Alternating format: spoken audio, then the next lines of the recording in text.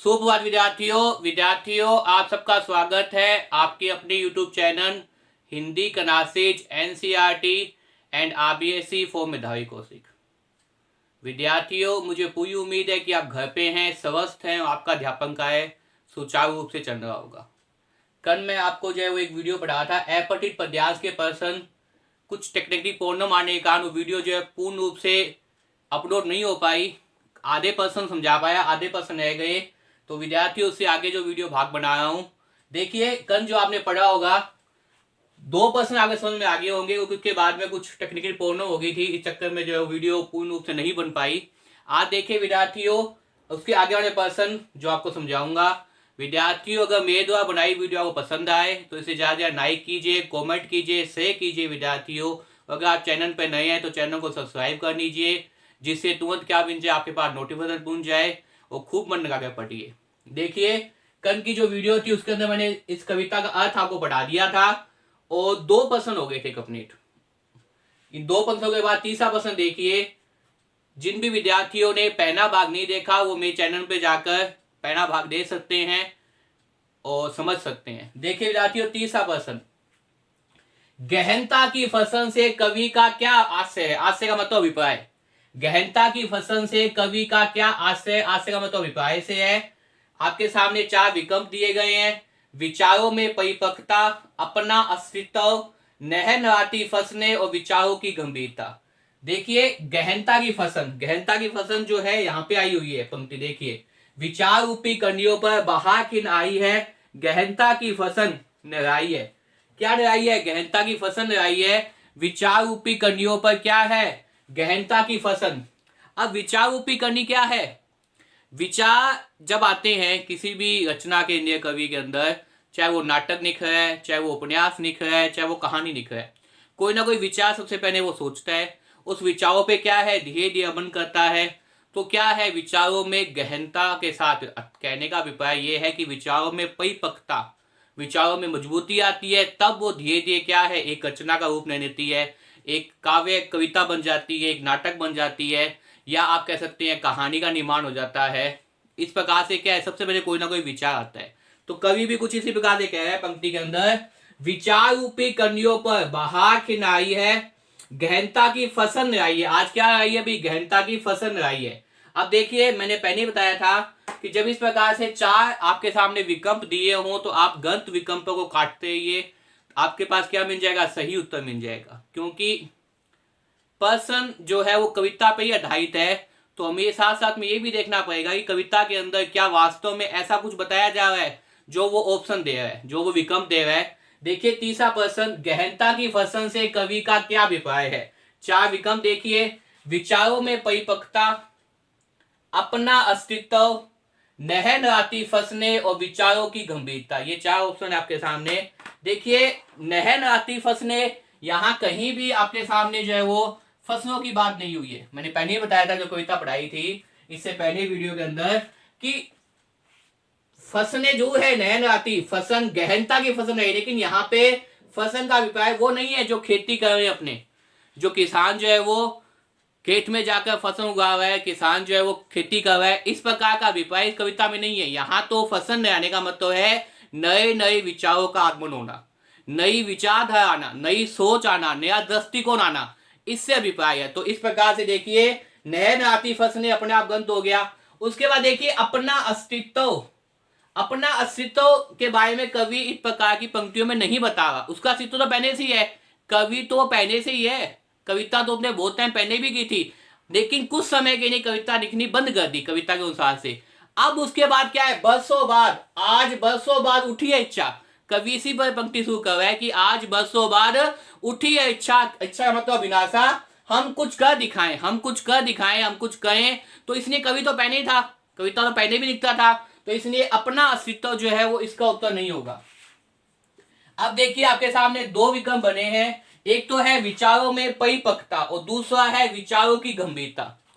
विचारों की गंभीरता और विचारों की परिपक्वता, अगर आप पंक्ति के अनुसार देखें, विचार रूपी कनियों पर बहार खिन आई है, गहनता की फसल आई है। अब विचार धीरे धीरे आए हैं, विचार जब धीरे धीरे आए हैं एक एक करके, विचारों पर जब मंथन किया गया है, गहनता से चिंतन किया गया है, चिंतन मनन किया गया है, विचारों को सोचा गया है, तभी विचारों से क्या है, रचना हमारे सामने आती है। रचना किसी भी रूप में आ सकती है, कविता के रूप में, नाटक के रूप में, कहानी के रूप में, उपन्यास के रूप में। तो यहाँ विचारों की गंभीरता नहीं है, यहाँ क्या है भाई, विचारों में परिपक्वता। क्योंकि एक कवि अपनी कविता लिखने के बाद उस रचना को एक दो बार देखता है, और देखने के बाद उसे क्या करता है, संशोधित करता है कि अगर मैं इसे इस प्रकार से कर दूं तो क्या हो जाएगा, रचना क्या हो जाएगी, बहुत अच्छी हो जाएगी। जिस प्रकार से आपने देखा है फिल्म वगैरह का निर्माण करते हैं निर्देशक वगैरह, वो भी फिल्म की क्या करते हैं, एडिटिंग करते हैं, और फिल्म की एडिटिंग करने के बाद ही क्या है, फिल्म को हमारे सामने प्रस्तुत करते हैं, नाटक को हमारे सामने प्रस्तुत करते हैं। वो इसलिए करते हैं ताकि उनको पता चलता है कहीं ना कहीं कोई कमी अगर रह जाए तो उस कमी को क्या है, दूर किया जा सकता है। तो उसे क्या कहते हैं, विचारों में परिपक्वता कहते हैं, विचारों में मजबूती आना। परिपक्वता का मतलब होता है विद्यार्थियों मजबूती आना, विचारों को क्या है, बहुत मजबूत तरीके पेश करना। तो इसका उत्तर क्या हो जाएगा, विचारों में परिपक्वता हो जाएगा। विचारों की गंभीरता नहीं है, गंभीर अगर वो होता तो हर समय गंभीर रहता, जबकि यहाँ ऐसा नहीं है। यहाँ तो नवीन विचारधारा का उदय है, नवीन विचारों का आना है, नए दृष्टिकोण का आगमन होना है। तो क्या हो जाएगा विद्यार्थी, इसका उत्तर विचारों की गंभीरता नहीं होगा, क्या हो जाएगा, विचारों में परिपक्वता हो जाएगा। तो कौन सा विकल्प हो जाएगा, पहला हो जाएगा। और बहुत ही महत्वपूर्ण प्रश्न है विद्यार्थियों ये, कि गहनता की फसल से कवि का क्या अभिप्राय है। गहनता की फसल से कवि का क्या अभिप्राय है, अपना अस्तित्व नहीं है, नहन आती फसलें नहीं है, विचारों की गंभीरता नहीं है। क्या है विद्यार्थियों, विचारों में परिपक्वता है। मुझे उम्मीद है ये प्रश्न समझ में आ गया होगा। अब देखिए विद्यार्थियों, प्रश्न नंबर 4। विद्यार्थियों मैंने पहले ही बताया था कि मेरे द्वारा वीडियो बनाने का उद्देश्य एक ही है कि जो विद्यार्थी मेरे द्वारा तैयार की वीडियो देख रहे हैं उसके हिंदी में कोई प्रश्न गलत न हो।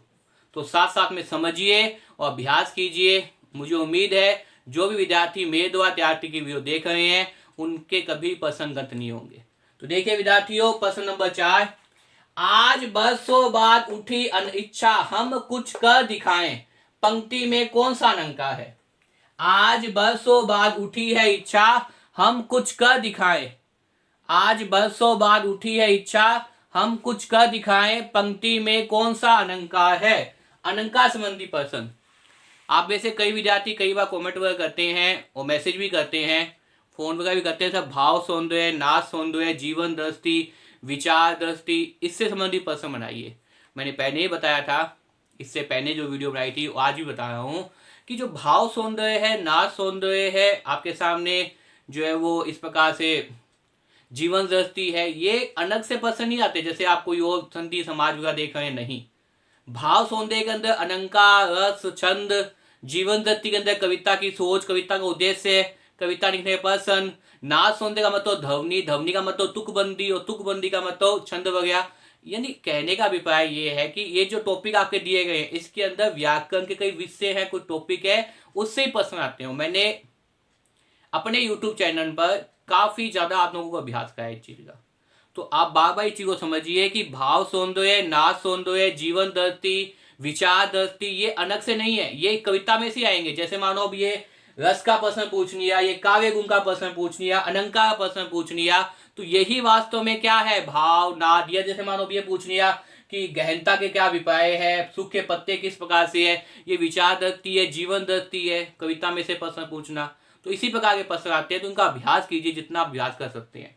अब ये देखिए, भाव सौंदर्य, नाच सौंदर्य संबंधी प्रश्न आ गया कि इस प्रकार के अलंकार प्रश्न आ गया, तो अलंकार प्रश्न आना, छंद का प्रश्न आना, रस का प्रश्न आना, काव्य गुण आना, ये सब क्या है, उसी से संबंधित है विद्यार्थियों। तो देखिए, आज बरसों बाद उठी है इच्छा हम कुछ कर दिखाएं, पंक्ति में कौन सा अलंकार है। अलंकार प्रश्न 4 विकल्प वो दे रहा है, देखिए कौन कौन से हैं। यमक अलंकार, मानिका अलंकार, अतिशयोक्ति अलंकार, अनुप्रास अलंकार। देखिए मैंने पहले ही बताया था आपके सामने, यमक अलंकार कहाँ होता है, यमक अलंकार होता है जहां शब्द तो शब्दों की क्या हुई विद्यार्थियों, पुनरावृत्ति हो। और शब्दों की पुनरावृत्ति का मतलब क्या है, कविता में वो शब्द एक से ज्यादा बार आए। जब कविता के अंदर वो शब्द एक से ज्यादा बार आएगा, उसका अर्थ परिवर्तित होगा, तो कौन सा हो जाएगा, यमक अलंकार हो जाएगा। अब देखिए, यमक अलंकार की बात की जाए तो यहां कहीं भी उठी, आज बरसों बाद उठी है इच्छा हम कुछ कर दिखाए, ये जो पंक्ति है इसके अंदर कहीं भी शब्दों की पुनरावृत्ति नहीं हुई है। कोई भी शब्द बार बार नहीं आया है, उसकी पुनरावृत्ति नहीं हुई है, इसलिए आप कह सकते हैं कि यमक अलंकार होगा नहीं। यमक अलंकार की कंडीशन ये है, हिंदी के अंदर आपने अलंकार जो मैं टॉपिक समझाया था उसको ढंग से देखा है, मेरे द्वारा तैयार की गई वीडियो को नहीं देखा है तो पन्नेनिस में जाइए। पन्नेनिस के अंदर रिट या व्याख्याता या काव्य सात्र, उसमें कहीं ना कहीं आपको अलंकार की मिल जाएगी। सभी की अलग अलग पन्नेनिस बनाई हुई है, उसमें टॉपिक डालने हुए हैं। अगर नहीं देखी तो अवश्य देखिए ताकि आपको अलंकार टॉपिक समझ में आ जाए। अलंकार, यमक अलंकार मतलब क्या है? शब्दों की पुनरावृत्ति। तो यहाँ कोई शब्द की पुनरावृत्ति हुई नहीं तो यमक अलंकार तो हो नहीं सकता। अब देखिए मानविक अलंकार, अगर बात की जाए मानविक अलंकार मतलब क्या होता है? नजीव जो वस्तु होती है उन्हें कविता में क्या माना जाता है? संजीव माना जाता है। संजीव का मतलब जैसे हम जीवित है, जैसे माकर बोल रहा है, मोबाइल भाग रहा है, मेरी कुर्सी नाच रही है, ये कवि कंपना है। क्योंकि अपने कहते भी है जहां ना पहुंचे रवि वहां पहुंचे कवि। कवि कंपना के माध्यम से कुछ भी सोच सकता है। तो जब नजीव वस्तुएं क्या है? संजीव के तरह व्यवहार करे। नजीव वस्तुएं क्या है? इस प्रकार से जो है वो व्यवहार करे जैसे एक मानव व्यवहार कर रहा है। तो वहां कौन सा होता है? मानविक अलंकार है। जैसे जो है वो दो जो है वो अपने आप में जो चार पहिया आपस में बातें कर रही है, या दो मेज कुर्सी आपस में भाग रही है, तो ये भागना, बातें करना, खेलना, बोलना, ये सब क्या है? मानव के गुण है। नजीव वस्तु नहीं चल सकते। लेकिन अगर कविता में कवि क्या माने? उन्हें संजीव माने, तो वहां कौन सा होता है? मानविक अलंकार होता है। ऐसा यहाँ कुछ भी नहीं है। अगर यहाँ ये चीज होती कि जो है वो बसंत ऋतु आ गई है, फसलें जो है भाग रही है, नाच रही है, तो कहीं ना कहीं आप कह सकते थे मानविक अलंकार। जबकि ऐसा इन पंक्तियों में कहीं भी नहीं बताया गया विद्यार्थियों, तो मानविक अलंकार भी हो नहीं सकता। अब देखिए अतिशयोक्ति। अतिशयोक्ति का मतलब क्या है? अति का मतलब क्या होता है विद्यार्थियों? बहुत ही बढ़ा चढ़ाकर वर्णन करना। अति का मतलब क्या होता है? बहुत ही बढ़ा चढ़ाकर वर्णन करना। और बढ़ा चढ़ाकर वर्णन करने का मतलब ये होता है कि जैसे भी राजा तो क्या है, युद्ध में मैदान में पहुंचा ही नहीं, तलवार उसने खोनी नहीं, उससे पहले क्या है, बाकी सेना मर गई, पराजित होगी, ऐसा वर्णन जिस पे विश्वास नहीं किया जाए, अतिपूर्ण। कहते हैं ना अति अच्छी चीज खराब होती है। अगर कविता में ऐसा वर्णन है, जैसे क्या कहते हैं, अतिपूर्ण वर्णन, बहुत ही बढ़ा चढ़ाकर वर्णन। अगर कविता में कुछ इस प्रकार से आता है, कवि ने पेन पकड़ा और कविता का निर्माण हो गया, अरे पेन नहीं पकड़ा, उसको लिखने तो दो, कुछ शब्द निकलेगा, कुछ पंक्तियां निकलेगा, तो ही तो कविता बनेगी। तो हो सकता था अतिशयोक्ति अलंकार होता, लेकिन ऐसा यहाँ पंक्तियों में नहीं है, इसलिए विद्यार्थी अतिशयोक्ति अलंकार भी नहीं होगा। अब देखिए अंतिम अलंकार कौन सा है? अनुपास अलंकार। अनुपास अलंकार के अंदर मैंने बताया है क्या है, आपको याद हो गया होगा, वर्णों की पुनरावृत्ति। अगर एक वर्ण कविता में निश्चित क्रम के बाद में एक से ज्यादा बार आते हैं तो वहां कौन सा होता है विद्यार्थियों? वहां अनुपास अलंकार होता है। वर्णों की पुनरावृत्ति मतलब एक वर्ण, कहने का अभिप्राय ये है, एक से ज्यादा बार अगर पंक्ति में दिखाई दे तो कौन सा होता है? अनुपास अलंकार होता है। तो यहां देखिए, आज बरसों बाद उठी है इच्छा हम कुछ कर दिखाएं। तो अब देखिए यहाँ पे किसी वर्ण की आवृत्ति हो रही है, हाँ निस्संदेह, या किसकी पुनरावृत्ति हो रही है? कै वर्ण की पुनरावृत्ति हो रही है। और जब कै वर्ण की क्या हो रही है? पुनरावृत्ति हो रही है, तो यहाँ पे अलंकार कौन सा हो जाएगा विद्यार्थियों? अनुपास अलंकार हो जाएगा। कविता के अंदर अगर वो आपके सामने चार विकल्पों में से एक विकल्प अनुपास अलंकार के रूप में दे रहे हैं, तो निस्संदेह आप पहले अनुपास अलंकार पे चर्चा कीजिए, सोचिए। बहुत ही सरल अलंकार है, क्योंकि अनुपास अलंकार शब्दालंकार है, शब्द की बनावट पे निर्भर करता है। आपके सामने कविता का अर्थ क्या है? अगर आपको आज बरसों बाद उठी है इच्छा हम कुछ कर दिखाए, इस पंक्ति का अर्थ नहीं भी आता तो भी आप अलंकार निकाल सकते हैं। क्योंकि आपने क्या देखनी है? वर्णों की पुनरावृत्ति देखनी है, निश्चित क्रम के अंदर देखनी है। तो यहाँ कै की पुनरावृत्ति हुई है, और पुनरावृत्ति का मतलब क्या है? वर्णों का एक से ज्यादा बढ़ाना। अगर पंक्ति में एक भी वर्ण की पुनरावृत्ति होती है तो भी क्या होगा? अनुपास अलंकार होगा। एक से ज्यादा होती है, दो या तीन वर्णों की पुनरावृत्ति, तो भी क्या होगा? अनुपास अलंकार होगा। इसके बाद अनुपास अलंकार कई भेद होते हैं, इतने डिटेल में आपके नहीं आएंगे प्रश्न, तो इसलिए यहाँ पे क्या हो जाएगा? अनुपास अलंकार। क्या हो जाएगा विद्यार्थी? अनुपास अलंकार। मुझे उम्मीद है आपको चौथा प्रश्न समझ में आ गया होगा। अब देखिए अंतिम प्रश्न की बात करें, कविता की पंक्तियों में काव्य गुण है। अंतिम प्रश्न की बात करें तो ये है, कविता की पंक्तियों में काव्य गुण है। कौन सा? ओज, प्रसाद, माधुर्य, कोई नहीं। कविता की पंक्तियों में काव्य गुण है ओज, प्रसाद, माधुर्य, कोई नहीं, 4 विकल्प है। कुछ चीजें याद रखिए विद्यार्थियों, पहले बताई थी। काव्य गुण भी 3 होते हैं, कौन कौन से? ओज, प्रसाद और माधुर्य। शब्द शक्ति भी 3 होती है, कौन कौन सी? अभिधा, नचना, व्यंजना। इसी प्रकार से जो है वो अलंकार भी 3 प्रकार के होते हैं, कौन कौन से? अर्थालंकार, शब्दालंकार, उभयालंकार। ये कई चीजें आपको याद रखनी चाहिए कि आपके सामने रस के अवयव भी 3 होते हैं, कौन कौन से? विभाव, अनुभाव और संचारी भाव। अलंकार भी 3 है, अर्थालंकार, शब्दालंकार, उभयालंकार। काव्य गुण भी 3 है, कौन कौन से? आपके सामने काव्य गुण भी कौन कौन से हो जाएंगे? ओज, प्रसाद और माधुर्य। इस प्रकार से देखिए आपको ये चीजें याद होनी चाहिए। अब देखिए इसके अंदर पंक्तियों में कौन सा काव्य गुण है। काव्य गुण का मतलब क्या होता है? काव्य की विशेषता। और काव्य से मतलब यहां मैं कविता से लूंगा क्योंकि आप कविता का अध्ययन कर रहे हैं। अब काव्य गुण का मतलब क्या है? कविता, और कविता में कौन सा गुण दिखाई दे रहा है उसके बारे में आपने चर्चा करनी है। मैंने पहले ही बता दिया 3 ही काव्य गुण होते हैं, चौथा काव्य गुण है नहीं, तो कोई नहीं, तो ऑप्शन गलत हो जाएगा। अब देखिए ओज गुण।